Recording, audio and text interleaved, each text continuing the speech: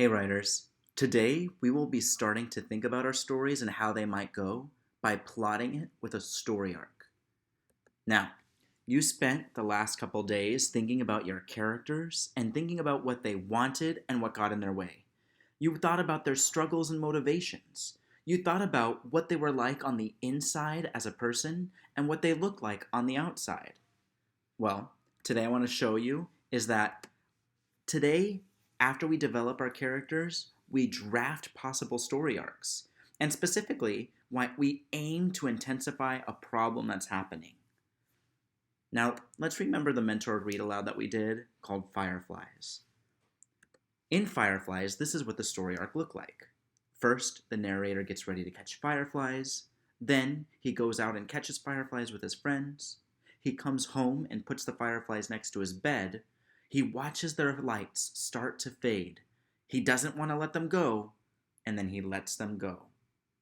Now, notice how the story arc only has a few scenes that the writer then was able to flush out and draft into full scenes. You might remember from earlier this year, Luce's story arc. You might remember that a couple things that we did was we thought about different ways her story could go.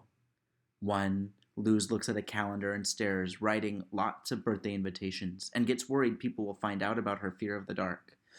Then her friends don't like her games. Then her plan to leave the closet light on fails. Then lastly, she had to face her fear of the dark or her fear of being embarrassed. After we did that story arc, we thought of a second possible one. One, Luz welcomes everybody to her party and shows people around avoiding the closet. And then her friends don't like her games. Scene 3 was she can't leave the closet light on or she'll give herself away. Finally, she decides to tell someone that she's afraid. Notice how we went through multiple possible ideas of how our story could go. Now, take a moment and think of the story that you are writing. What is a possible way your story could go? Can you think of 4 or 5 scenes in that story arc?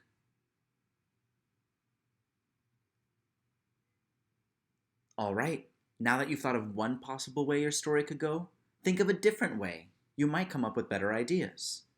Is there a different way you could start the story? Or a different way you could show the problem? Think now. What is a possible different story arc that you could have for your story idea?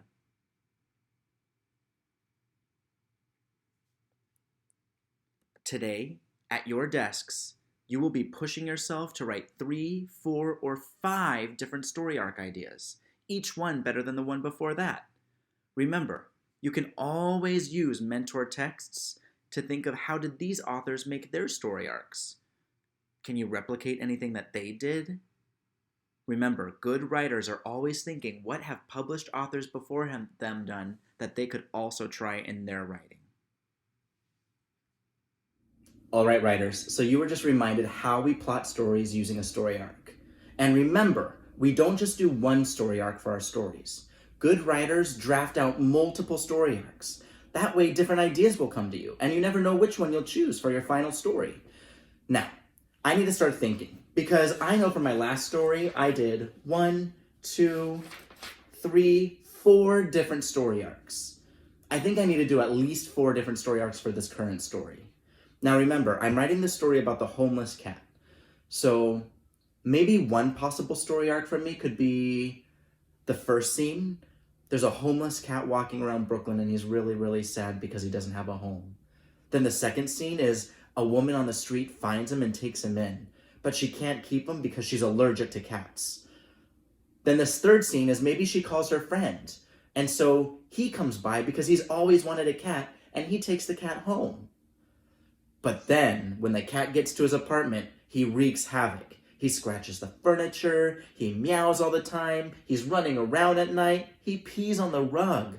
So the guy thinks, maybe I made the wrong choice. And maybe the last scene is the cat jumps into bed with him and cuddles up. And that's when the guy knows he made the right choice. Now, writers, you get to work on your story arcs. Remember, don't do more than 4 or 5 scenes, otherwise it will be too much. While you do your work, I'm going to think of a few more story arcs for my story. So, here's my Google Docs. It's called Jonas Story Arcs. And these are some possible story arc ideas. Now, remember we need a few different story arcs, so this will be story arc number 1. If I go on the next list, I can put a bullet, and that way each bullet will be what scene I'm thinking of. Maybe the first scene is a homeless cat is wandering around Brooklyn, New York. Then maybe in the next scene, a woman named Joanna finds him and takes him home. But she cannot keep him. So then maybe the next scene is she calls her friend Justin and he takes him on the subway back home. Then maybe, when he is home, when the cat gets there, he starts to claw the rug, couch, and pillows. And that's when Justin's not sure he'll keep them or not. But then maybe my last scene is the little cat cuddles with Justin and he knows that he wants to keep the cat. All right, that's one possible idea. Maybe a second story arc. Story arc number 2.